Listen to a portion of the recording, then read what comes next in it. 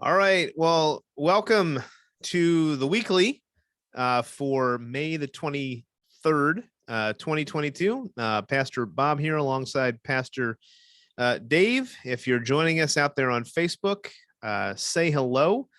Let us know how the weather is by you. It's a beautiful day today outside. And Dave, how are you doing today? I'm doing well. It was a hot weekend, but I'm enjoying the more spring-like temperatures today, and glad to be with you. Yeah, it was quite the toasty weekend. We were out there for Charter Day, and then we had a barbecue yesterday. And I was kind of thinking maybe we should have waited till Monday or Tuesday to do those things rather than Saturday or Sunday. But that's just the way it is sometimes. But it was good. Charter Day was great. We had a lot of people come.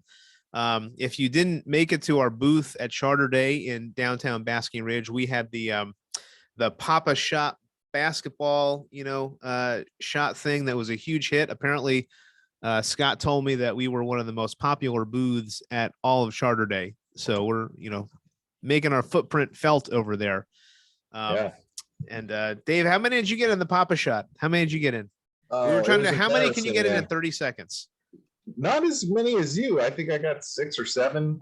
What did you get? 11 Yeah, or something? I got like 12. I think Yeah. Scott got like 17. So Scott was the big winner there.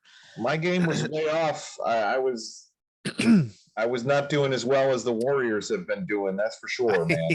I need a little practice. Yeah, we got to get back on the court. That's a goal. So anyway, welcome to the weekly. We're glad to have you here today. And we are what we do on this show. Can I call this show? The recap here is each week we kind of debrief the Sunday sermon, and then we talk about things that are coming up in the life of NBC and what's happening there. So we have been walking through a series called Detoxicity, looking at the book of First Corinthians. And Dave, you probably had the most difficult chapters last week and this week. Chapters 5, 6, and 7 deal with issues of sexuality and lawsuits and singleness and divorce. Like there's a lot of stuff Paul packs into the letter in those three chapters. Obviously sensitive topics, but also topics that we are getting discipled on in one way, shape, or form. And I think you even said this yesterday, either the culture is going to disciple us or the church is going to disciple us. And too often the church shies away from these controversial topics where people need some good teaching on it. And thank you for unpacking it in such a practical and helpful way. So Yeah, thanks for letting me borrow your mask as I got into the toxic nature of those subjects there. Yeah, I thought maybe you'd wear it out in the foyer afterwards for people that are coming out. Well, not one of those sermons that people are coming out saying, "Oh, thank you so much for that conviction that you brought on me." So, Yeah. but maybe to kick off the discussion today, we were talking about this on Friday. There was an article through the Breakpoint podcast that we came across that was talking about kind of the looking at the modern notion of sexuality, and it was based on a New York Times article. And maybe you can share a little bit about that, because I think that made its way into your that some of the thinking made its way into your sermon. Yeah, sure. So the title is Better Rules for Sex. It's never popular to suggest any restrictions when it comes to sex, but the alternative is proving to be worse. And so Stone Street was talking about this. It's a quick listen. I mean, it's less than 5 minutes. And what he does is he comments on an opinion column in the Times last week, written by an author, Christine Emba. And she's not advocating to a total return to what she calls purity culture, but interestingly, she is pushing back a little bit in terms of the direction that our culture is headed. And she's citing some pretty dangerous statistics out there. 65% of single women have experienced some kind of harassment on the dating scene. There's more porn-inspired violence. And here's a quote that kind of struck me. I think that Stone Street quoted this in the podcast, where someone said, "I don't think older generations realize how terrifying dating is for the current generation." that with the violence and the culture right now where we are, it can be scary out there. And so here's the New York Times saying maybe we need to pull back. The bastion of moral voice, right? Yeah. In the country. I mean, if the Times is telling us this, then maybe we have gone a little too far when it comes to the sexual mores of our culture. Yeah. So that was a very engaging podcast. I encourage you to check it out. I'll put a link to that in the Facebook show comments so that you can check it out.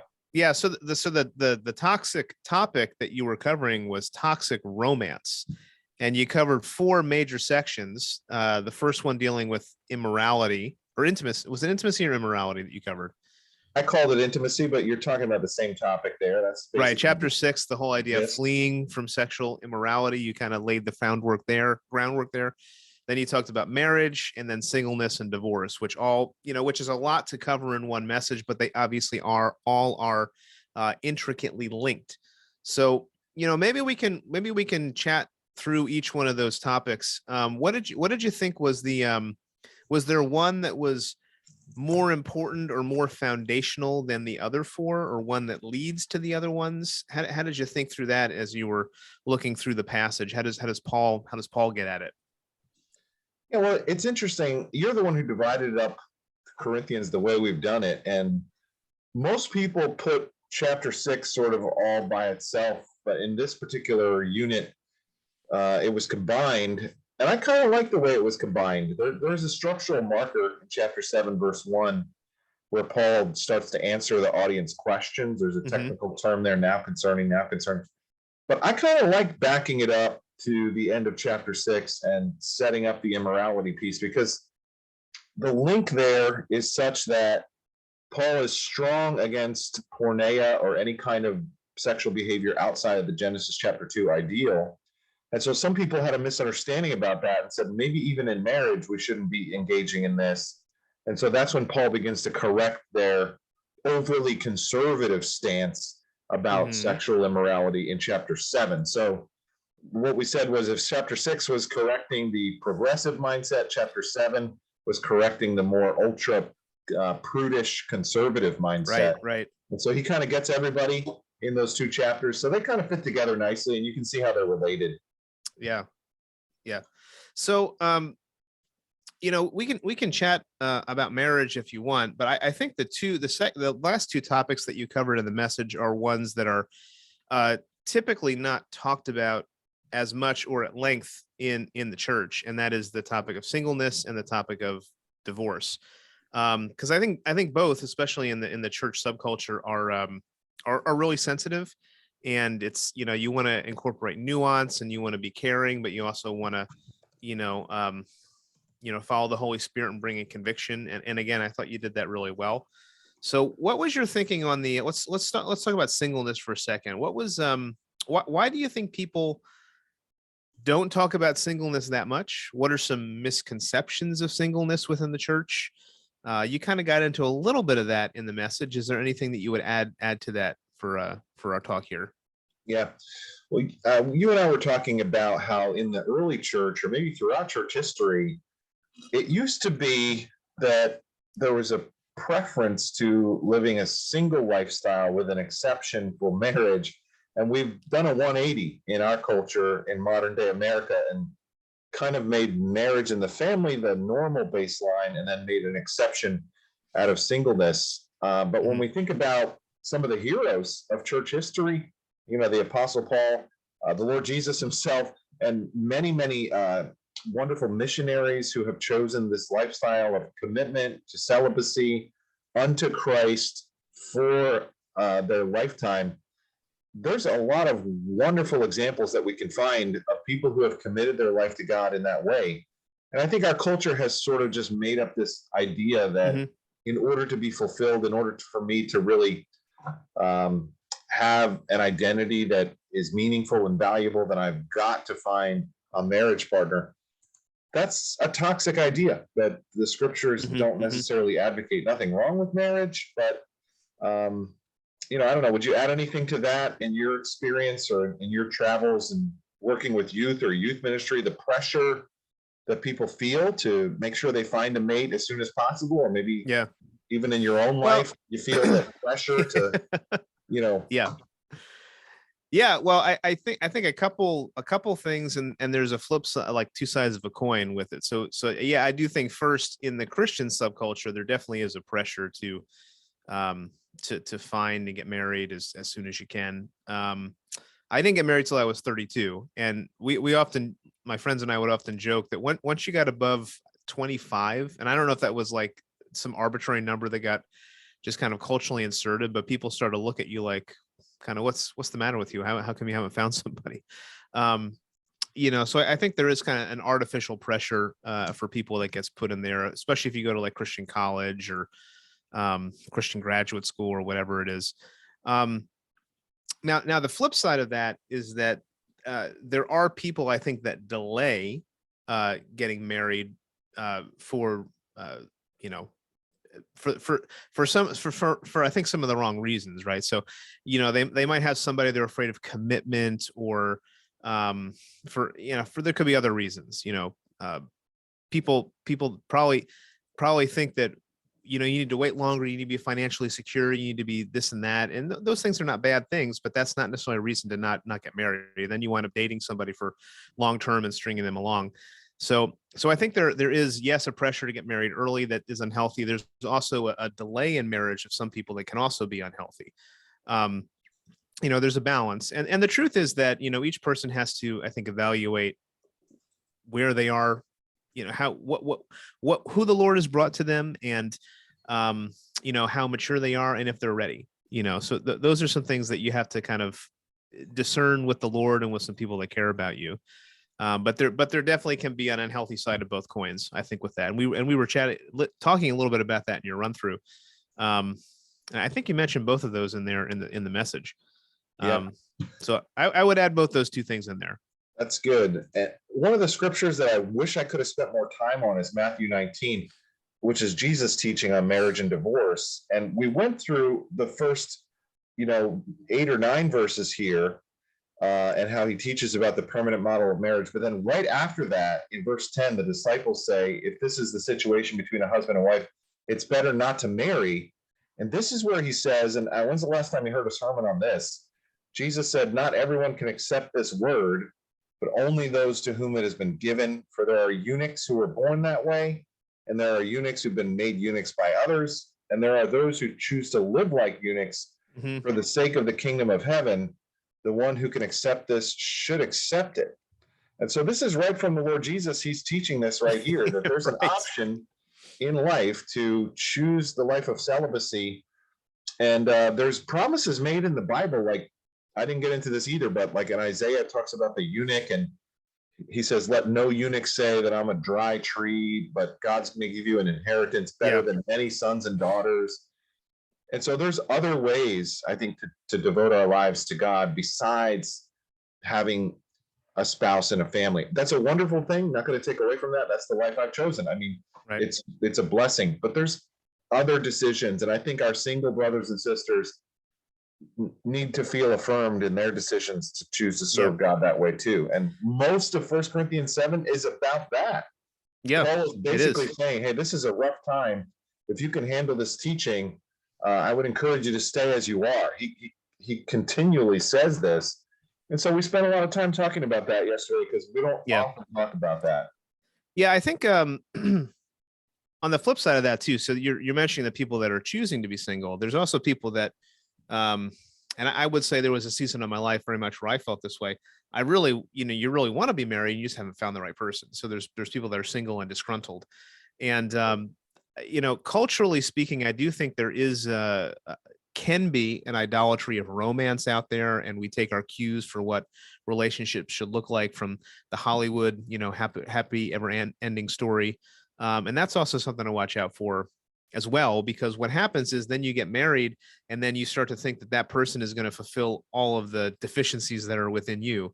When, as you said in the message, what we should be doing with our singleness is using that to become who God is calling us to be. And then God may bring somebody along to complement you. It's not a guarantee in scripture, but I think pursuing the Lord in holiness is ultimately what he's calling us to.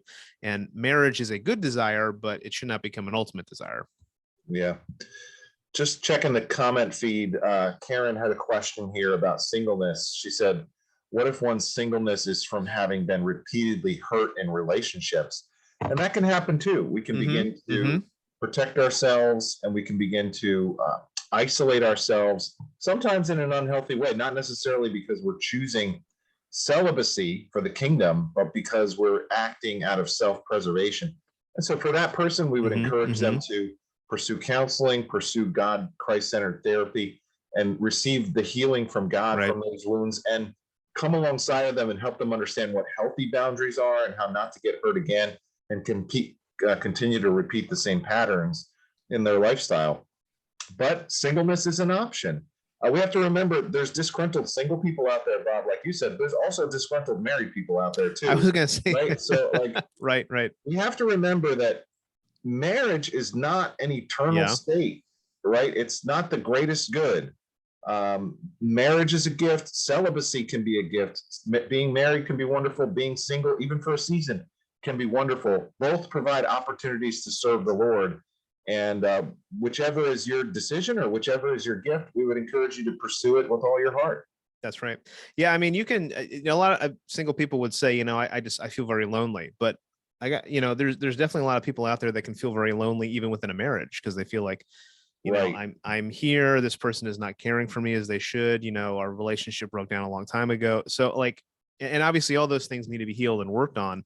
But I forget who it was that I heard say this. It's this was the line I remember. It's better to be I don't know if it was single and lonely than married and miserable, or something along those lines. Yeah. But again, the point is that marriage isn't going to fix is not going to fix you, right? It's going to actually, in reality, marriage is going to expose the things in you as you get close to the other person. Marriage is going to reveal the things you need to work on. As our one of our favorite authors, Gary Thomas, likes to say, marriage it's about your holiness, not about your happiness. People get into a marriage relationship and think, well, now I'm going to be happy. It's going to be bliss. And in many ways it may be, but it's that the purpose of marriage is you need to look at it for your discipleship and for your growth. And God does that for your good. And that doesn't mean that it's going to be easy and all, sugar plums and fairy tales, or whatever the kids are saying nowadays. Well, two comments about that. So interestingly, in Thomas's book, he says that it's a good idea to get married because there's so much immorality. And Gary Thomas says that's true with regards to sexual immorality. That's also true with other areas of sin, in the sense that being married creates an arena in which we can deal with our sin and sanctification in a very intentional way. Our spouses tend to expose the sin that we need to work on. And so marriage becomes that place that we can work out our salvation with fear and trembling. And those who choose singleness have to remember to do that in close community. So we're not all called to marriage, but we are all called to deep, significant relationships. Right. So if we choose singleness, we still have to get close enough and in covenant with people to the point where they can speak the truth in love to us, and we can still sharpen each other like iron sharpens iron. So that's a good caution there. Yeah. Now the challenge in marriage is that, as the couple is starting to expose those things in themselves, you can choose to, as one of my counselors has said, you can choose to come toward the other person and learn and grow, or it can cause you to move away from that other person, and it can cause a breakdown in the relationship. And that's where kind of we start down the path of marriages breaking down. And that was the last topic you covered, is the very sensitive topic of divorce. And that's something I think that the church doesn't like to talk about a lot, but it is something we need to talk about, because we ultimately, the way I look at it is this: there's several primary institutions in culture: marriage, the church, the nation state, government. Marriage and family is the building block of society. And so we should have a vested interest in creating strong marriages, which will then produce strong families. And so, there's a reason that Paul talks about divorce here. Jesus talks about divorce, Malachi. So what would you say are some of the key themes that you brought out in the divorce section that we should take away today? Yeah. So I just want to say this as sensitively as I possibly can, because nobody knows how painful divorce is quite like the divorced person. So nobody wakes up one day and says, I think I'd like to have a life that has this very difficult, painful break in the middle of it. I realize that this is a sensitive subject. And if that's you, we want you to know that God's grace is real. But at the same time, we also want to do some teaching on the fact that we shouldn't be so quick, like in our society, to run to divorce, right, when there is an opportunity for reconciliation to occur. Another thing I didn't get a chance to talk about in the sermon was there was a debate in the first century that Jesus was aware of and dove right into. There was one group of first century Jewish scholars that were the followers of Hillel, and then another group of first century Jewish scholars that were the followers of Shammam, and they had a different view on divorce. And so Jesus is clearly siding with the more strict view there. And basically, I think we need to recognize that he had a permanent model of marriage, that this is something that God has done, and we need to do our very best to close the back door and help couples who are struggling to get skills for conflict resolution and communication, and to help them be supported as they struggle through marriage. Yeah. Marriage is not easy. I mean, we all understand we have two sinners living in the same house. Sometimes there's children, so we've got multiple sinners that are younger than them living in the same house. This can be a very stressful environment, and we're not saying that it's easy, but at the same time, we do want to remind ourselves of the vows that we've committed to one another and the pitfalls that are out there. So we talked about a couple lies that Satan likes to spread and attack our marriages. One of them was called the right one myth, that if you just find the right one, then you won't fight, you won't have conflict, you won't have difficulties in your marriage. Well, you have two sinners coming together. I don't think it's possible never to have any sort of conflict in your relationship, because we all have stuff that we need to deal with, and our spouse is going to bring that out. And so what we said was, it's not about finding the right person. It's about becoming the right person through the power of the Holy Spirit, through the gospel of Jesus Christ, and helping each other as allies, and having our disagreements and conflict be opportunities for us to pursue greater oneness and greater holiness toward the Lord. So if we would look at our spouse that way, as a team member, as a partner in this process, rather than as our idol who's supposed to meet all of our needs and make us happy, and if they don't, then we're going to be super angry about that. What we said was, whatever we idolize, we demonize. If they don't meet our needs anymore, we begin to now really resent them for not fulfilling the role that we thought that they were going to fulfill. And that's just a toxic idea in our culture that we need to push back against, and pursue what we call covenant relationships as opposed to consumer relationships. Not a popular message, but I think it's a necessary one to take on as the church, because of the picture and the reflection that marriage is. And so that's kind of how we wrapped it up. And we said that the reason God cares so much about our covenants and keeping them is because they're supposed to be a reflection of God's covenant love for us.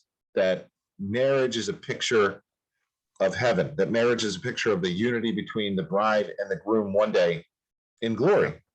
And it's a beautiful picture, and it's what we're all destined for. So in that way, we said marriage is meant to be wonderful and satisfying, but it's also meant to disappoint us, because family on this earth is not everything. Our husbands and our wives are not everything. One day those relationships will no longer be in the same way in a covenant marriage, but we will forever be with Jesus Christ, our bridegroom, and that's our ultimate destiny, to be united with the Lord. So that's why marriage is so important, because it's a reflection of God's covenant with us. So let's fight for marriage because of the gospel. And so that's why we feel so strongly about this. Yeah. That's a good word. And yeah, so I think grace and truth and God meets us in our places of pain. So thanks for tackling the topic. Is there anything else you wanted to add before we move on? No, so we're done with that section of First Corinthians. What's coming up next time? I think you're up. Yeah, so I'm preaching this week. We're covering First Corinthians 8 through 10, which is a large chunk, but in reality, it is kind of an extended argument of one topic. So Paul introduces a topic in chapter 8 about food sacrificed to idols, and he uses that then to give some guidance for the Christians on how to wisely engage with disagreements and pagan culture and idolatry and all of that. So that we're going to look at chapters 8 through 10 this week, and this is actually the last week that I'm going to be preaching before the summer. I'm going to be going on sabbatical this summer, starting next Monday. So this is actually my last the weekly until September. And we feel fortunate that the elders put together a policy on pastoral sabbaticals. So this will be the first one that I'm taking. And I'm looking forward to having some time of rest, of resetting rhythms, of investing in my family, hopefully getting some time at the beach this summer.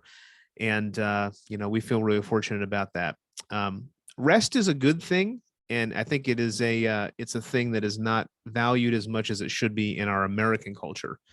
So I hope, I'm looking forward to it. And I hope that maybe we can all start to build rest more regularly into our lives. So Dave, you're going to miss you these 4 months or so, 3.5 months or so, but we'll be praying for you that the Lord is giving you that deep rest that you need. Yeah, thank you. So that was that. And then maybe one last thing to mention before we finish up with the call today is that we announced this yesterday in the service, but the teens are doing a fundraiser this coming Wednesday night at Panera Bread in Basking Ridge. That's the one at exit 33 off of Interstate 78, 4 to 8 p.m. Whatever dinner plans you had on Wednesday night, cancel them and go to Panera Bread between this time.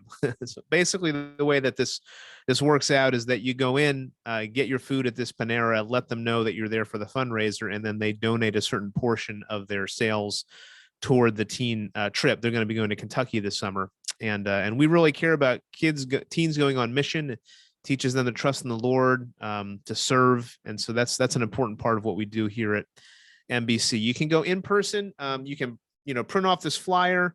There's also flyers here in the office. Yeah, you can print off the flyer right there. Or if you just, if you order online, you can use that code right there, the fund for you, online at panerabread.com. And then you can just go pick up the food and you can bring it home if you want. But yeah, Wednesday night, that's a Panera night. Hopefully you go and eat there and support our teens. That's a good steak and cheddar panini over there, man. I might have to that up. I got to tell you, Panera is expanding their menu. They have chicken sandwiches. They got pizza. They got a bunch of other stuff. I tried a barbecue chicken sandwich from there recently. It was delicious. Yeah. I will say there's like a crispy chicken sandwich they have that is quite delicious. But when I ordered it, I didn't realize it was like $13. And I said, I guess I'm not getting that again. But maybe for the sake of the fundraiser. It's what we call a consumer relationship, right? That's right. That's right. We're looking for bargains, and it's okay when it comes to Panera and restaurants to have a consumer relationship. For the sake of the fundraiser, I'll order it this week. There you go. All right. Well, we hope that you guys will take advantage of that. Thanks for being with us today. All right. God bless.